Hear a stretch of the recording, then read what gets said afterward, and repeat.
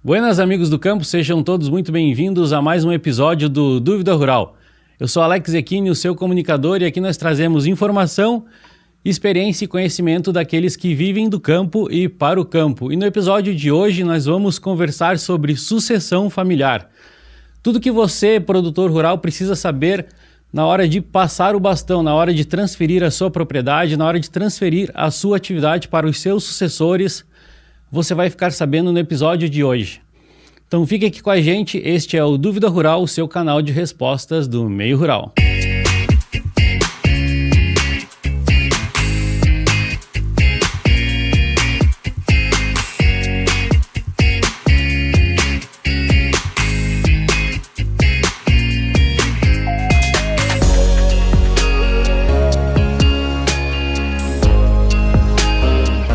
Muito bem, para conversarmos sobre sucessão familiar, nós trouxemos hoje o Dr. Vinícius Velho de Castro. Ele que tem mais de 8 anos de experiência na advocacia, mas mais de 30 anos de experiência na área do direito civil. Dr. Vinícius Velho de Castro, seja muito bem-vindo ao Dúvida Rural. Alex, obrigado, eu agradeço de coração o convite. Essa brincadeira aí dos 30 anos de experiência é interessante, né? Porque a gente aí no auge dos 35 anos, então como desde os 5 anos de idade. Não, é justamente por conta disso. A gente acaba vivendo numa família que sempre atuou nesse aspecto jurídico, sempre no meio do direito. Então esse contexto que a gente acaba atuando desde pequeno, e eu não me veria fazendo outra coisa. Eu acho que é por isso que é interessante a gente ter esse contexto. A gente cresce nesse meio e acaba não mudando nunca mais, porque se apaixona por aquilo ali. E com certeza, como aconteceu comigo com o direito, com muitos dos teus ouvintes aí, das pessoas que estão assistindo, também é a mesma coisa, né? Eles têm experiência desde pequeno, então não vai mudar daquilo ali. É apaixonado por aquilo ali, não vai ser diferente, né? Exatamente, eu acho que é isso que traz tanto valor para a nossa experiência, né? Justamente a vivência, né? O convívio com essas coisas que fazem parte da nossa família, né? Do nosso meio. E é exatamente por isso que eu acho que a sucessão é um ambiente muito legal para se tratar com isso, justamente por conta disso. Como é que a gente vai trazer esse contexto? Porque a gente sabe que os nossos filhos, os nossos netos são apaixonados pelo meio em que vivem, né? Como é que a gente vai organizar, planejar para que eles cheguem lá, para que eles tomem o espaço deles, para que eles adquiram o espaço deles, para que eles compartilhem não só o patrimônio, mas compartilhem o sonho, né? O sonho, exatamente. Compartilhem o sonho. Doutor Vinícius, falando, né, nisso, falando em sonho, falando em compartilhar, como é que esse assunto chegou tão forte, né, na sua carreira, na sua trajetória? Como é que sucessão familiar é tratado pelo Dr. Vinícius hoje, com o arcabouço que ele tem, e de onde veio tanto desejo por tratar desse assunto? Não só a sucessão familiar, mas o contexto da atividade rural no geral, e relacionado ao contexto jurídico da atividade rural. Por quê? O que acontece? O meu avô, um dos meus avós era advogado, e o meu outro avô trabalhava com negócios rurais. Passou a vida inteira trabalhando com negócios rurais, teve uma empresa de leilão. E aí a gente convivendo naqueles dois meios, né? Entre um avô advogado, a família do meu pai sempre relacionada ao direito, e a família da minha mãe sempre, né? Que é a família do meu avô materno, sempre relacionando também com esse contexto dos negócios rurais, da situação de pinheiro, de gado e essas coisas todas. Então a gente acaba convivendo com esse ambiente da pecuarista, e a partir disso a gente vai tomando espaço, porque normalmente você ouve os problemas das pessoas que estão à tua volta e você vai procurando soluções, vai pensando em soluções. Então é por isso que esse contexto acaba sendo vivenciado da minha vida. Eu sou, por exemplo, apaixonado pelo direito criminal, né? Gosto de atuar com direito criminal, inclusive provavelmente a gente vai ter um projeto depois para falar sobre crimes ambientais. Exatamente. Mas nesse mesmo contexto, o meio rural, a solução jurídica para condições do meio rural também faz parte da minha vida, justamente por conta desse detalhe, né? Por conta desse... E falar de sucessão, né? Falar de problemas, falar de solução é sempre um desafio. Eu gostaria que o senhor comentasse para a gente quais são os maiores desafios hoje daquelas famílias que pretendem passar o bastão para as futuras gerações e se deparam com várias necessidades de encontrar soluções para justamente poder passar com tranquilidade. Quero que o senhor comente para a gente quais são os maiores desafios hoje para quem pensa em passar o bastão, digamos assim, para as futuras gerações. Nós vivemos num país muito complicado nesse aspecto. O Brasil é um país muito burocrático, é um país completamente cheio de regras, né? Esse contexto não tende a facilitar, pelo contrário, né? Ele tende a ser mais dificultoso em alguns aspectos. Então a gente precisa criar soluções para que a gente também possa facilitar isso, esse contexto das pessoas, essa vida e esse movimento. Porque quando a gente trabalha de burocracia, na verdade a gente trabalha com entraves importantes que precisam ser resolvidos. Então, o papel do advogado é resolver problemas, né? É resolver problemas. E a burocracia, maioria das vezes, ela não resolve. Então, precisa de alguém para trazer essas soluções, para trazer esse contexto. Então, esse desafio é muito grande. Esse desafio acaba sendo muito grande, porque é muito custoso, porque é muito caro, né? A burocracia é cara. E é aquilo que eu estava comentando. Às vezes as pessoas acabam deixando para depois esse tipo de solução, não pensa nisso, não planeja isso. Então, acho que um dos primeiros pontos, um dos primeiros passos é, pelo menos, né, visualizar isso, planejar e refletir. Né? Acho que é o início de tudo. Não, quem vai me suceder? Quem vai continuar o trabalho? Quem vai ser sócio? Como é que depois a gente vai conversar um pouquinho sobre isso?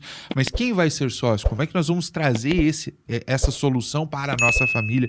Em quanto tempo? Daqui a quanto tempo? Vai ser quando eu falecer? Vai ser como? Né? Então, são coisas que a gente precisa organizar.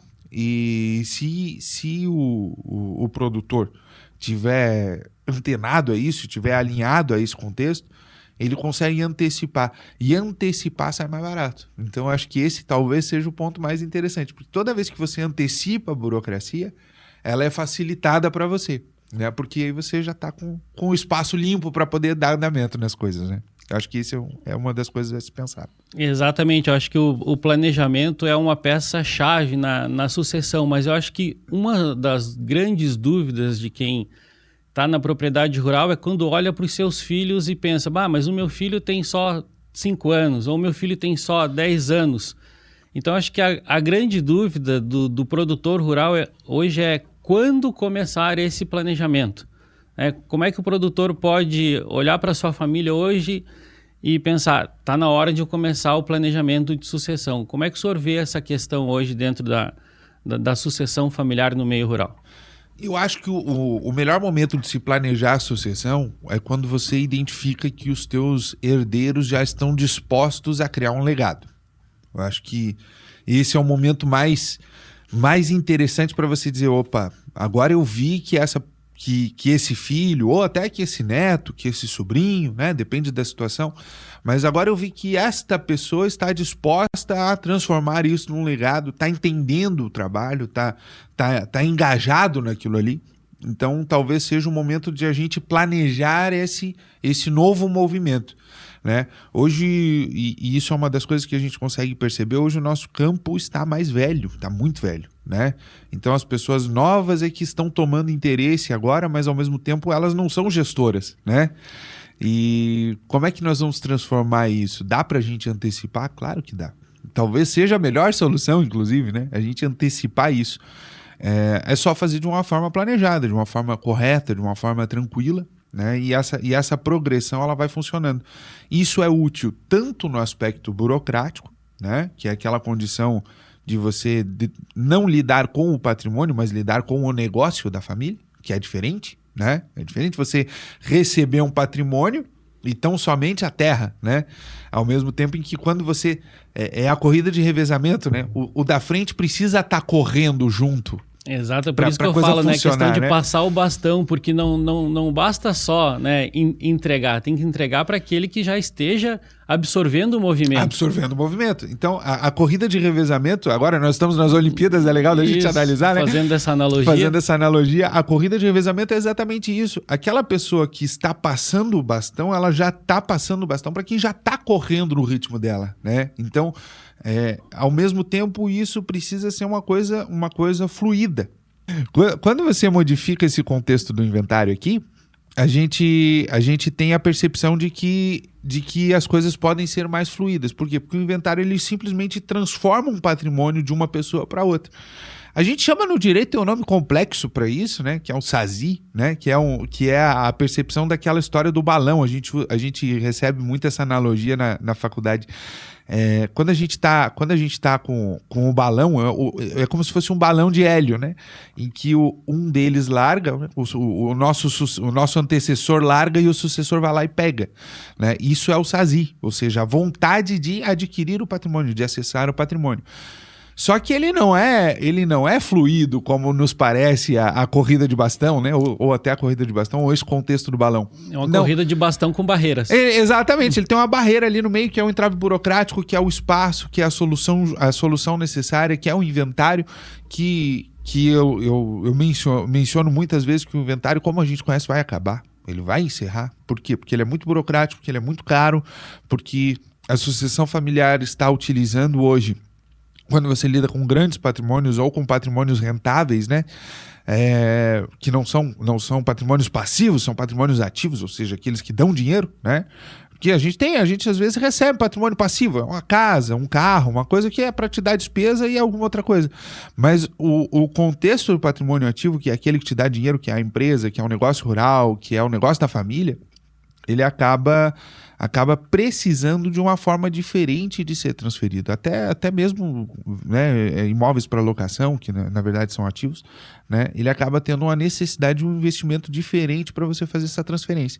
Então, excetuando aquelas famílias que não vivem de renda patrimonial ou de trabalho da família, ou de contexto de empresa familiar, no caso, inclusive, negócio familiar agrário, né? O desenvolvimento da família como negócio, as pessoas que não vivem isso ainda vão utilizar, de certa forma, o inventário como antigamente. Mas não é recomendado para quem já está num negócio familiar, num ambiente familiar. Eu acho que é mais interessante se tornar essa sucessão através da distribuição por uma pessoa jurídica, da criação de uma empresa, e essa criação de empresa passa a ser gerida devagar, né? Primeiro pelos antecessores, pelos pais, e aí posteriormente traz os filhos como sócios, e aí com os filhos tendo como sócios, depois é passada a cota patrimonial dessa empresa e não o patrimônio, né? Então acaba tendo um fluxo mais fluido, mais tranquilo, e acaba tendo uma sucessão, de certa forma, já mais organizada. Isso promove muita coisa importante dentro da própria gestão, né?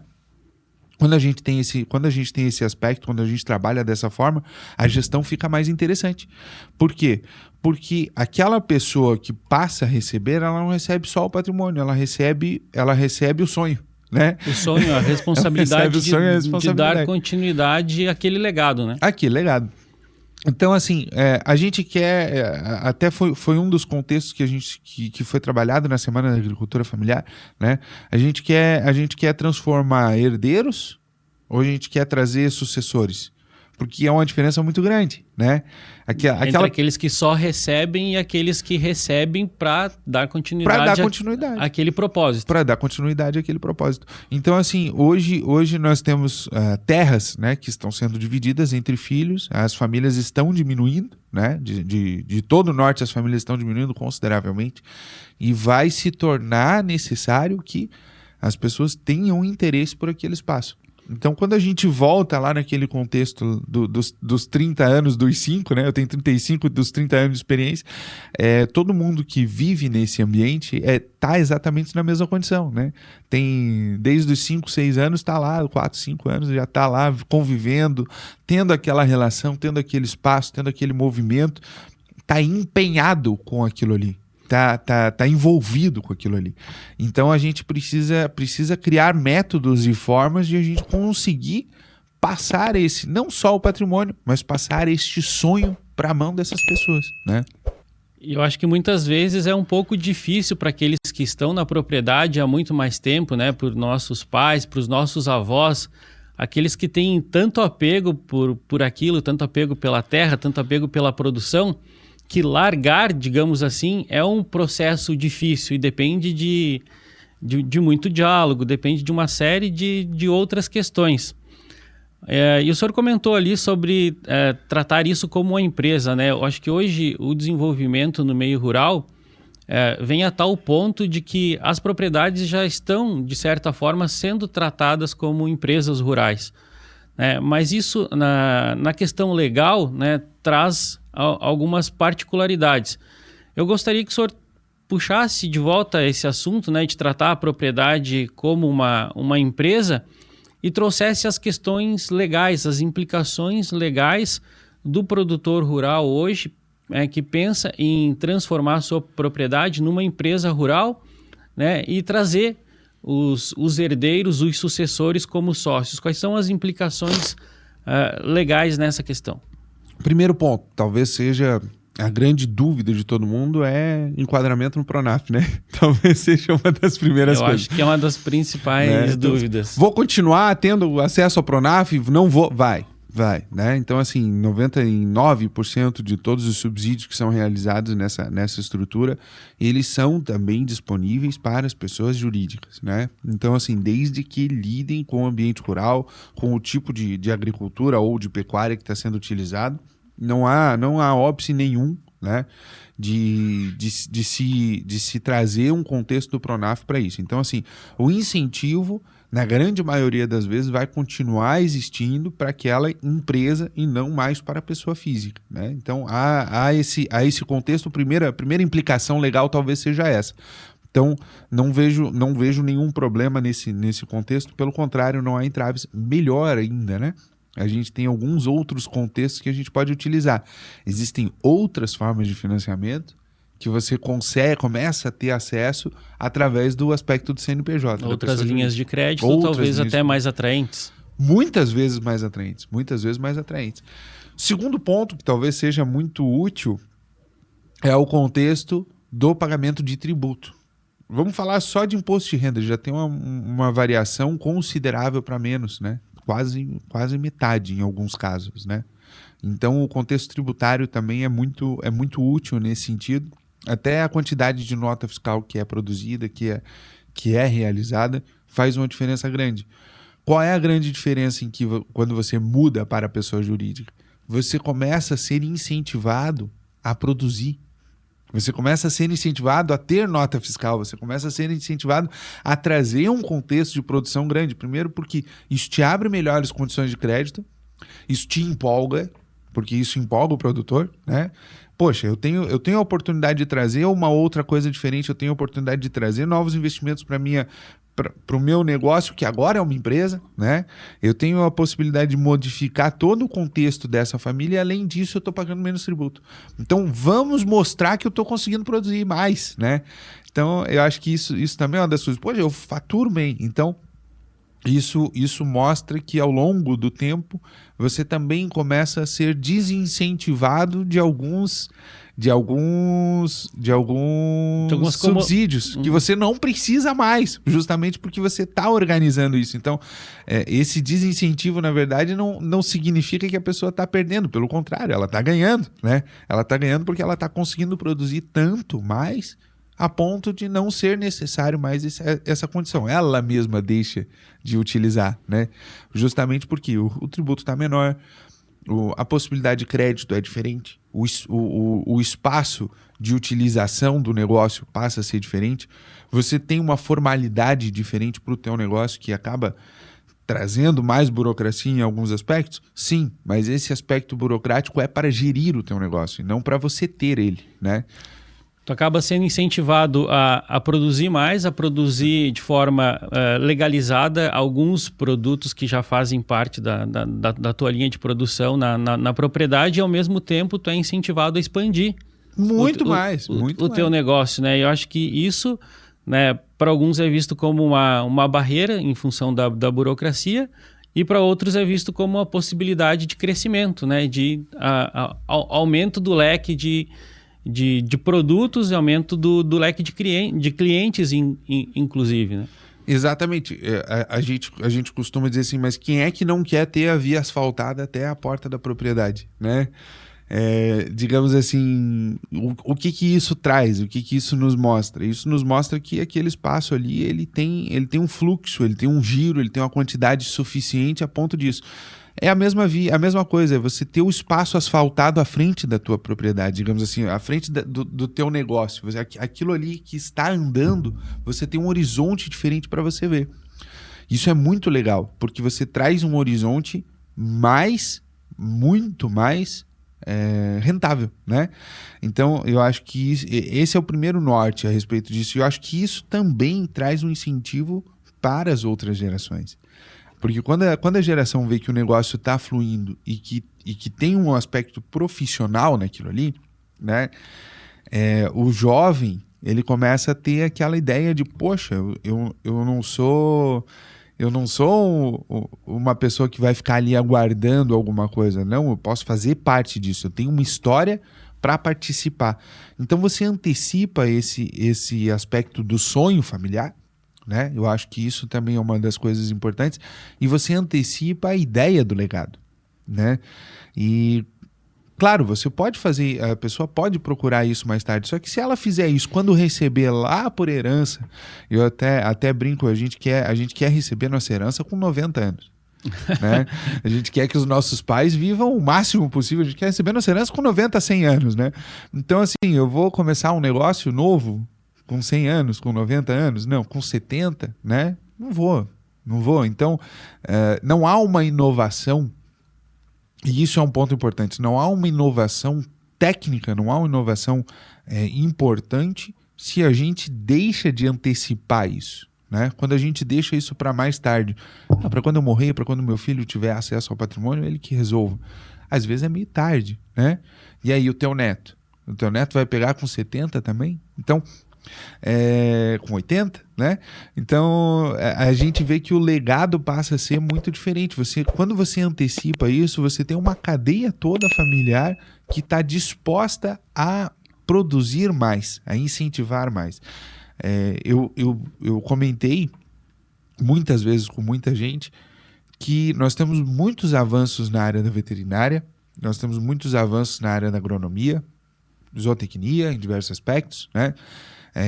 Na área florestal, né? Na questão engenharia, na questão ambiental.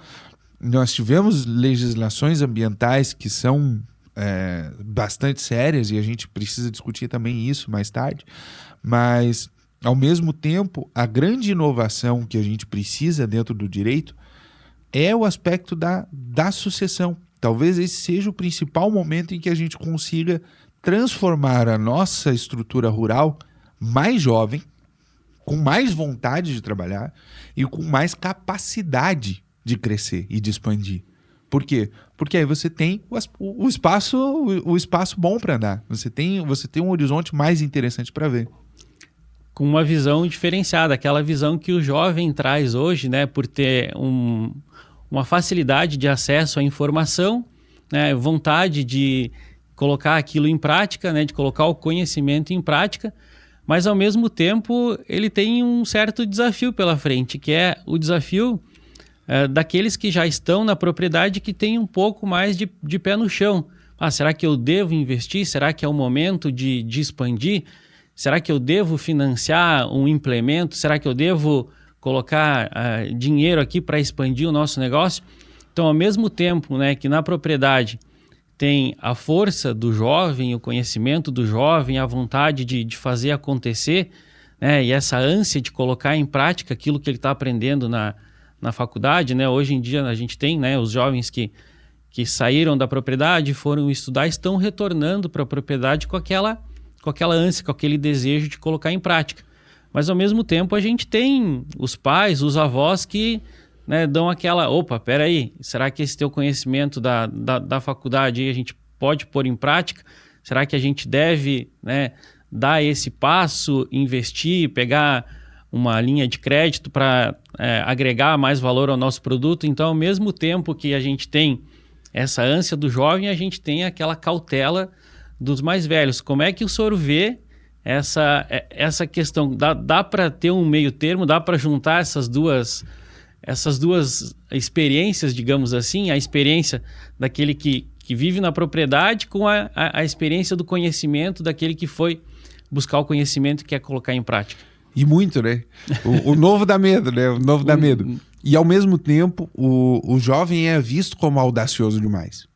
Então isso é uma coisa que a gente tem que trazer, né? Eu acho que o principal ponto não é frear, mas planejar. Planejar. Né? Planejar. Dá corda, digamos assim, mas... Dá corda, mas assim, não, então vem cá, me mostra por que isso aqui pode funcionar. Vamos ver se esse planejamento tá certo. Me mostra, me convença, me incentive, né? Me incentive e me convença. Em outra forma, me prove que isso que tu tá dizendo que estudou na faculdade vai dar certo. Vai dar certo, exatamente. Então, assim, me convença. Eu acho que o principal ponto, talvez a principal conversa que a gente tem que ter com os nossos sucessores é essa: me convença de que você tá certo, né? E a gente tem que entender que muitas vezes, quando a gente tem filhos, quando a gente tem esse contexto, a gente tem receio de que essa audácia seja muito superior àquilo que é a prudência, né? Então, ao longo do tempo, a idade nos traz um pouco de prudência, mas ser audacioso nos faz alçar voos maiores, né? Eu acho que a gente só está no patamar que a gente está hoje porque pessoas que vieram antes da gente foram mais audaciosas, né? Então, essa audácia, ela tem que funcionar. Mas ela tem que ser vista com planejamento, né? Com planejamento. Então, por isso que é interessante o planejamento da sucessão familiar. Ele é importante justamente nesse aspecto. Porque você vê o teu horizonte à tua frente, você sabe aquilo que você pode atingir, você vê o potencial e, ao mesmo tempo, você se convence do potencial do teu negócio. E isso é que é interessante, né? É interessante porque o jovem faz com que o mais velho se convença do potencial do negócio dele.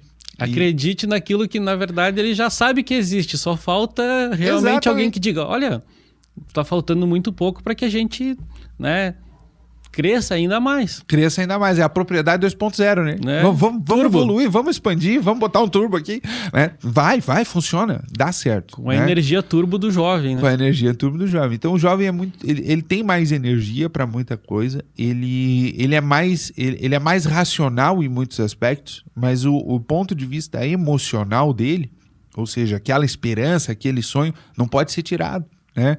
E a maneira mais interessante de você não tirar a esperança disso e não fazer com que o teu negócio envelheça junto contigo, né, é trazer o teu sucessor para ele. É trazer o teu sucessor para estar no negócio ao mesmo tempo. Então, as pessoas fazem isso, né, hoje com incentivo de uma certa forma. Tem aquele filho, tem aquele neto, aquela filha, aquela neta ao seu lado, né, atuando junto com o negócio, né?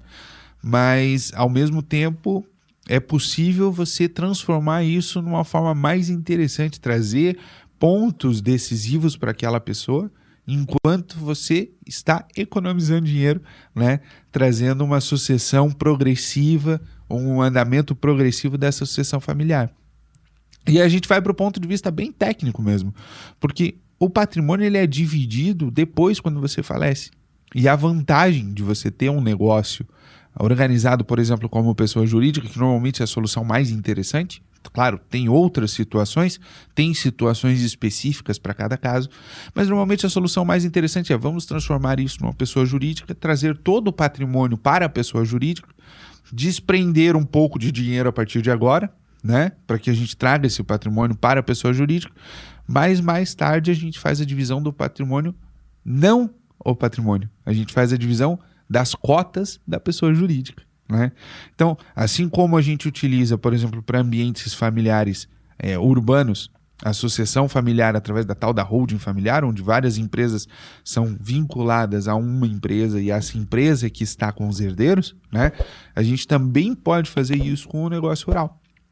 A gente traz o patrimônio para a empresa, né? E a partir disso a gente divide racionalmente aquela empresa, né? Então, olha, a minha cota que eu como pai tenho vai passar para os meus filhos, mas eu não vou ter que ficar indo em cartório, não vou ter que ir procurar um advogado, não vou ter que pagar tributo depois, eu vou pagar o tributo antes, quando eu sei que eu tenho dinheiro, quando eu sei que eu posso organizar, e a partir disso o bastão passa suave, né? Passa suave de forma mais justa e menos burocrática. Mais justa e menos burocrática. Então, assim, o simples fato de você economizar 6 a 8 meses da vida do teu herdeiro, né?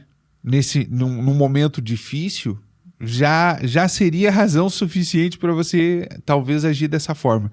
Mas o mais interessante é, além disso, você está incentivando ele anos antes a organizar isso, a fazer isso e a participar disso. E aí ele tem interesse não pelo patrimônio, mas pelo legado. Né? Pelo legado, muito bem.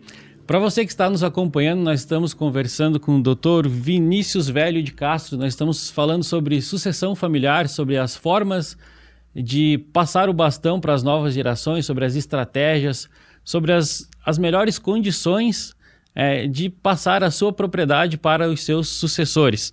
Eu peço que você que está nos acompanhando se inscreva no nosso canal, compartilhe este vídeo com mais pessoas que também possam ter interesse nesse assunto. Não esqueça de deixar o seu like e nos procurar também através das nossas redes sociais. Doutor Vinícius, eu gostaria que o senhor falasse, né, falando sobre os sucessores, né, falando sobre essa questão de passar a propriedade, de transferir a propriedade para uma pessoa jurídica e transformar essa sucessão de forma justa através de cotas. E eu gostaria que o senhor entrasse na parte do direito do sucessor. Nós estamos falando aqui um pouco por parte de quem está passando o bastão, mas aquele que está recebendo o bastão, como é que é a visão daquele que está recebendo o bastão sobre a sucessão familiar? Eu acho que talvez esse seja o ponto de vista mais interessante, né? Porque o ponto de vista daquele que tá passando o bastão, ele tem a percepção da necessidade, né, de continuar aquilo ali. Mas aquele que recebe, ele tem uma percepção muito diferente a partir do momento que a gente toma esse tipo de decisão. Por quê? Porque ele sabe que ele está participando daquilo. Né? Ele vê aquela pessoa correndo e ele sabe que ele vai ter que começar a correr para poder acompanhar aquele ritmo, né? E ao mesmo tempo a corrida dele é um incentivo para aquele que está chegando, né? Então ao mesmo tempo em que o pai incentiva o filho, em que a mãe incentiva a filha, né? O filho e a filha incentivam o pai e a mãe, né? Então, você tem esse contexto de você começar a atuar em conjunto.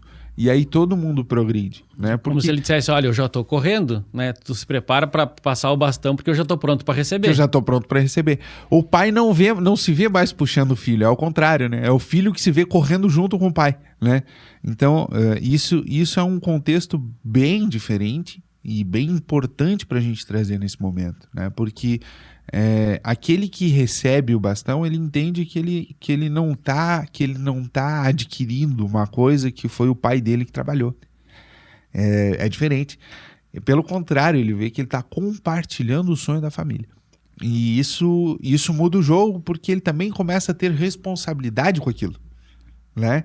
E ao longo do tempo ele começa a ter uma percepção e um pertencimento àquele tipo de patrimônio, àquele tipo de empresa. E isso nos faz entender que não, isso aqui não é do meu pai, isso aqui é nosso. Tá havendo engajamento. Tá havendo engajamento.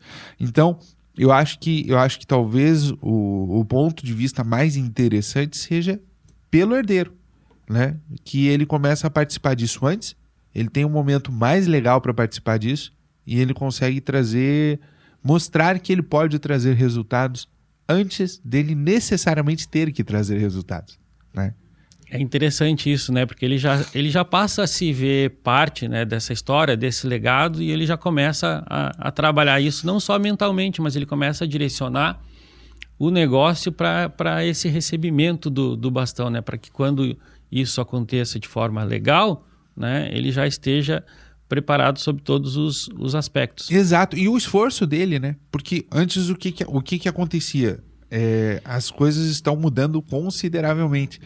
Antes o patrimônio era dividido entre vários irmãos e acabava sendo dividido mesmo, né? Ele era herdado por vários irmãos e acabava sendo dividido. Na frente. Quando não diluído. Quando não diluído, porque muitas das vezes isso era diluído. Hoje nós estamos numa condição diferente. Normalmente aquele espaço ali, ele vai para 1 ou 2 filhos, no máximo, né? Então ele era dividido por 2 na família e passa a ser dividido por 2 também, né? Então esse contexto acaba sendo...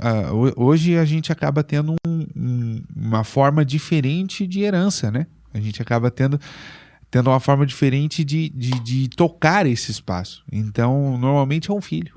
Na maioria das vezes é um filho, 1 ou 2, né?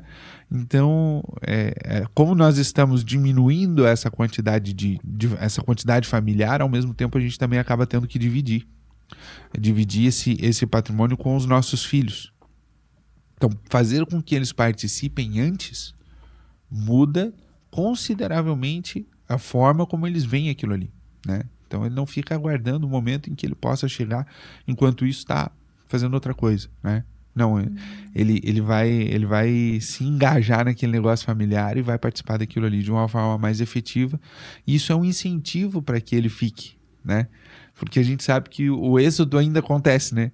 Então é um incentivo para que ele fique, para que ele cuide da propriedade, para que ele queira participar daquilo ali. Porque muitas vezes, não, aquilo aí é terra do pai lá, não quero saber, né? Mas ao mesmo ponto que, né, a gente percebe que o êxodo ainda é presente, a gente acaba vendo esse movimento reverso, né? A gente acaba vendo esse movimento dos jovens que já identificaram isso, né? Que já perceberam a importância que é não só a propriedade, né, como patrimônio, mas a importância que é o legado que os pais, que os avós, né, estão deixando.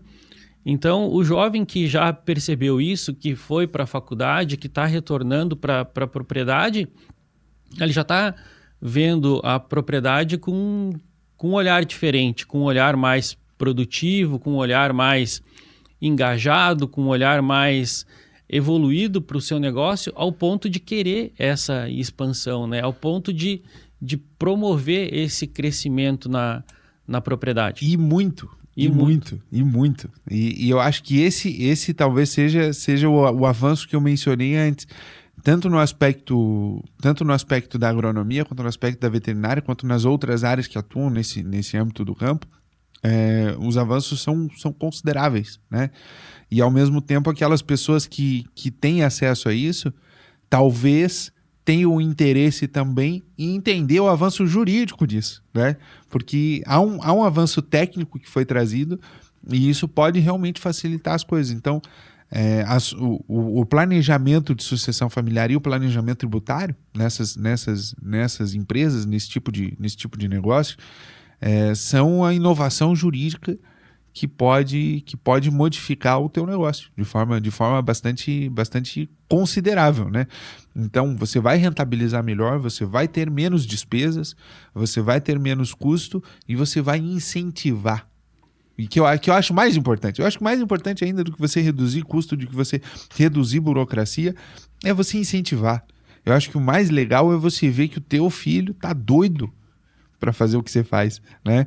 E isso é uma coisa muito, muito bacana, né? Eu acho que a gente sente orgulho com isso, a gente sente feliz com isso, e esse incentivo é uma coisa muito importante, e uma das melhores formas de fazer isso é planejar de forma consciente, de forma realmente visível essa sucessão, né? Eu acho que um outro olhar, né, de quem está planejando essa sucessão, né, que está entregando o bastão e pensa que isso deve ser de forma consistente, mas ele também tem uma preocupação, porque ele já está num ponto de, digamos assim, de se aposentar já, né? Muitas vezes ele diz, agora está na hora de passar o bastão, eu estou pensando em me aposentar. Aqueles que estão na propriedade rural, né, podem não ver a aposentadoria como aquela aposentadoria de, vou me aposentar, vou parar, vou descansar um pouco, né? Porque numa propriedade rural nunca se descansa, né? Enquanto descansa, carrega pedra. A gente costuma falar. Mas trazendo essa questão, né, de aposentadoria, de previdência, quais são os impactos, né, dessa transferência de propriedade, dessa transferência de negócio, né, dessa transformação da propriedade em pessoa jurídica na questão de previdência? Como é que o senhor vê isso? Na maioria das vezes, esse ponto de vista de previdência não vai ser alterado, tá? Na grande maioria das vezes. Por quê? Porque a atividade continua sendo rural, né? Então, o que importa nesse contexto é que a atividade seja necessariamente rural. Tanto é que empregados rurais podem, né, se aposentar com aposentadoria especial, que a gente chama, né? Então, o contexto vai ser exatamente esse. Mas tem uma coisa mais legal que eu acho isso, porque assim, ó, enquanto a empresa está sendo expandida, está sendo avançada, você permanece sócio dela.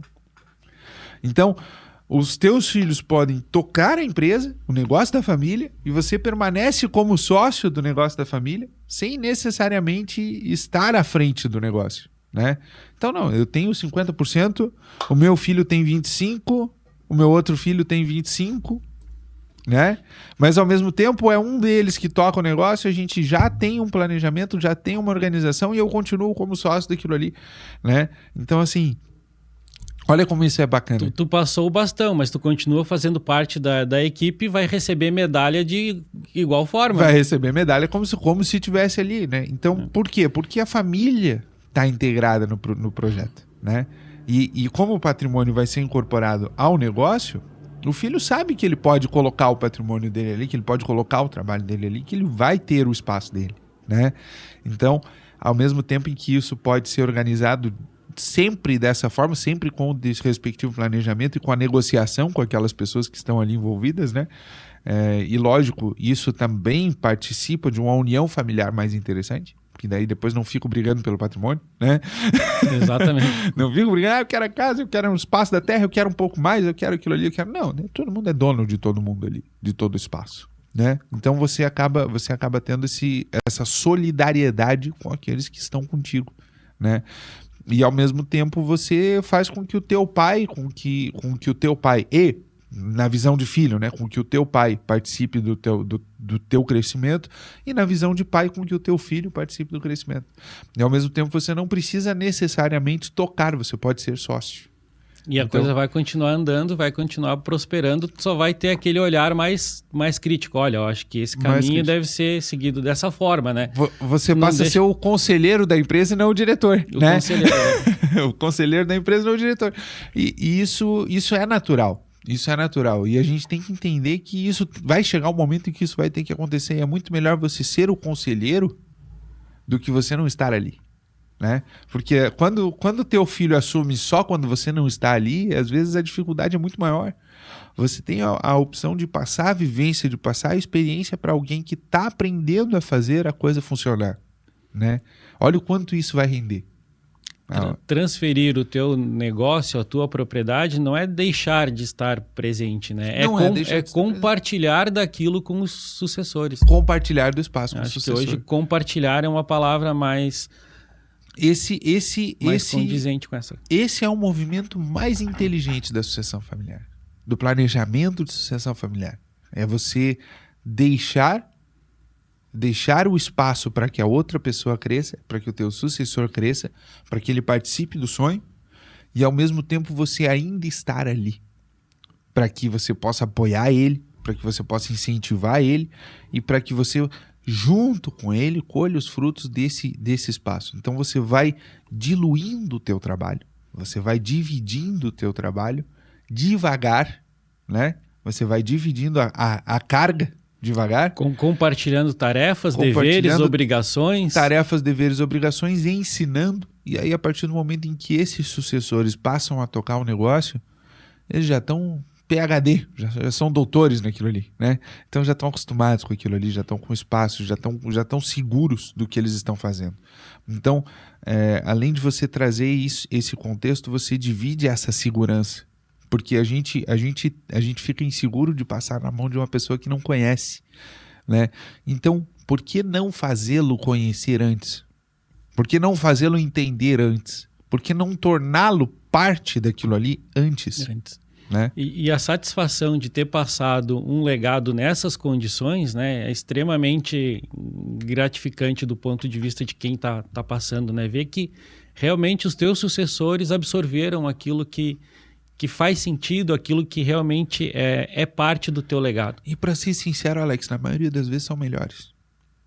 Na maioria das vezes são melhores. A gente não gosta de admitir isso, mas é verdade. A tendência é que... A tendência é que seja melhor. A tendência é de que traga mais técnica, de que traga mais avanços, de que seja mais organizado, né? Por quê? Porque essa carga e essa dupla, digamos assim, essa dupla condição da inovação com a prudência e a experiência funcionam super certo. Então, a maneira mais adequada de você tratar isso é exatamente essa, né? Não tem outra forma de você tornar uma sucessão um legado, a não ser você ter participado disso muito tempo antes, né? E o que eu acho interessante é justamente isso, é porque você pode organizar isso de uma forma burocrática, claro, porque é necessário a burocracia, infelizmente, né? Mas você pode organizar isso de uma forma burocrática, mas eu quero levar 10 anos para que isso aconteça. Você dá o seu ritmo. Às vezes, claro, o mundo nos prega algumas peças, né? As coisas acontecem antes ou depois. Mas se o teu filho já está numa caminhada de 5 anos que você planejava para 10 e acontece de você faltar, né? Já tá na metade da caminhada que você planejou, né? Então, assim, é muito melhor do que ele ter que começar a caminhada do nada, né? Então, essa parceria entre a vontade, entre a inovação e a vontade com a experiência e o cuidado, né?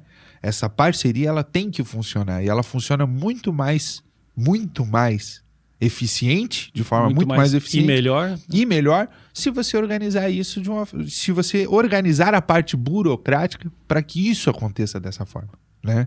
Porque aí você poupa também tempo e energia e uma série de dinheiro. E dinheiro também, né? Porque poupar dinheiro nunca é demais. Para você que está acompanhando essa nossa conversa com o Dr. Vinícius Velho de Castro, peço que você se inscreva no nosso canal, deixe o seu like, compartilhe este vídeo com outras pessoas que também possam gostar desse assunto para que esse vídeo alcance muito mais pessoas. Doutor Vinícius, eu gostaria que, né, para que a gente possa se encaminhar aí para o final do nosso podcast, que o senhor colocasse aqui o seu conselho, né, as suas orientações, né, colocasse aqui o papel do advogado nessas condições de sucessão familiar. Como é que um advogado pode contribuir nesse processo? Não só de sucessão familiar, mas de tudo. O advogado é uma figura importantíssima dentro de todo o ambiente, e isso não vai ser diferente do ambiente rural. A gente pensa que não precisa disso, que o advogado está sempre de terno lá no fórum. Não, o advogado ele é importante em todo o espaço, justamente porque sai muito caro, a burocracia é muito cara, e isso é uma realidade de todo mundo. Mas ela se torna cara porque a gente vai deixando com que as coisas fiquem mais complexas, né? Então, assim, a partir do momento em que você procura um advogado para evitar que algo aconteça ou para planejar de forma adequada alguma coisa, isso sai, além de sair muito mais barato, você poupa que as pessoas precisem juridicamente ficar apagando fogo. Porque eu digo que apagar um incêndio sai caro, né? E aí a gente vê, por exemplo, propriedades que estão há 4 gerações que não estão regularizadas, que não estão no nome de ninguém, que você precisa, vou entrar com a uso capião, vou tentar fazer isso, vou tentar organizar e tal, e fica para depois, e o próximo fica, e o filho fica para resolver, e não se faz mais inventário, e aquela terra tá lá, tá meio estranha, vem uma invasão, vem uma coisa diferente, como é que nós vamos resolver? Aí já nem é mais apagar o incêndio, já é varrer a cinza. Varrer a cinza. Exatamente. Então, assim, se apagar o incêndio sai caro, varrer a cinza é muito pior, né? Então, assim, por que antes de eu ver se eu vou acender o fogo ali, eu não boto um detector de fumaça, né? Vamos chamar um advogado, vamos ver aqui, ó, eu estou planejando fazer isso aqui, vai dar certo, juridicamente é adequado, é acertado, né? Não, isso aqui vale a pena, vamos fazer esse planejamento aqui, vamos organizar isso. Isso sai mais barato, isso diminui custos, diminui dor de cabeça, diminui uma série de outras condições. Então, o papel do advogado ele é muito importante para que você tenha um planejamento adequado e para que você profissionalize o teu negócio, né? Eu acho que é muito bonito a gente fazer as coisas de forma empírica. A gente cresci fazendo isso, faz 100 anos que a minha família faz assim, acho legal, acho bonito, isso faz parte da história, mas às vezes a gente tem que dar um passinho atrás, olhar de fora, trazer a opinião de alguém de fora para ver como é que eu posso fazer isso de uma forma melhor, né? E eu acho que o conhecimento, toda a área de conhecimento é assim, né? Isso a gente pode trazer em qualquer tipo de ciência. A ciência é olhar a informação, olhar a estrutura de fora, identificar quais são as possíveis melhorias que a gente pode realizar naquele espaço com o mínimo de custo. Posso trazer isso para a minha realidade? É viável, né? É viável? Não é, né? Ah, não, eu tenho uma propriedade tão pequena, mas tão pequena que, pô, eu ouvi falar de sucessão familiar, vou fazer. Nem sempre é viável, né? Mas às vezes é. Na maioria das vezes ela é, né? Então, assim, é uma inovação que vamos botar na ponta do papel aqui, vamos botar na ponta do lápis. Poxa, vai mudar isso, vai mudar pouco, né? Em relação ao custo, à despesa, vai mudar pouco. Mas e a percepção dos teus filhos quanto ao negócio? Ela muda? Não, ela muda bastante. Então já valeu a pena. Já valeu a pena. Então já valeu a pena. Exatamente. Doutor Vinícius, o que o produtor rural hoje precisa, na sua opinião, fazer? Qual é o próximo passo quando ele pensou em sucessão familiar, né? Como considerações finais, seu conselho para o produtor rural que está pensando em passar o bastão? Procure um advogado. Procure um advogado. No momento. Procure um advogado, né? Procure um advogado, procure uma estrutura, entenda o teu negócio. Eu acho que talvez esse seja o momento mais importante. Vou fazer uma sucessão, vou organizar, vamos planejar, vamos. Vamos procurar um contador, vamos ver quanto é que a gente paga de tributo. Vamos botar na ponta do lápis quanto é que a gente pagaria de tributo, quanto é que a gente paga, que são coisas diferentes, né? Quanto é que a gente deveria pagar, quanto que a gente paga, como é que está a situação, se eu tenho uma condição que eu possa utilizar isso ou não, quanto a gente tem disponível de crédito. Esse crédito pode aumentar? Não pode. Esse crédito vai ser útil para mim? Vai ser necessário para mim em algum momento? Vai. Eu tenho algum risco nesse meu negócio de determinada forma que isso pode acontecer e ser minimizado através de uma pessoa jurídica? Tem também, né? Então, essas coisas precisam ser vistas, essas coisas precisam ser ponderadas, né? E não tenha pressa. Você não precisa ter pressa para organizar o teu negócio. Mas você tem que ter um horizonte para isso. Você precisa, de alguma forma, começar. Começar. Você tem que ter isso em vista, você tem que ter isso como planejamento. Assim como a gente tem o planejamento de no final do ano comprar o presente de Natal, de no final do ano organizar isso, de no final do ano organizar a receita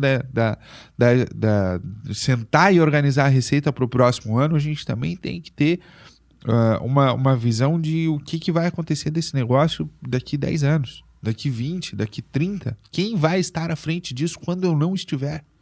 Né?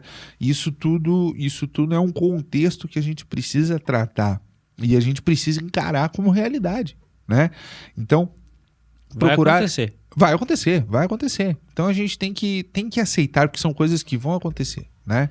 A gente tem que aceitar isso, a gente tem que entender isso e a gente tem que antecipar isso. Porque quando a gente antecipa, a gente diminui dor, a gente diminui esforço, a gente diminui custo e a gente potencializa o crescimento de alguém que está ali esperando a vez dele ser notado. Às vezes é um ponto importante, é notar aquele que está ali já desde os 5 anos de idade ali do teu lado, dizendo assim, ó, tô aqui, se tu precisar. Tá na hora de soltar. Né? Eu acho que isso é importante. Olhe para essas pessoas que estão ali, porque elas são o futuro. Muito bem.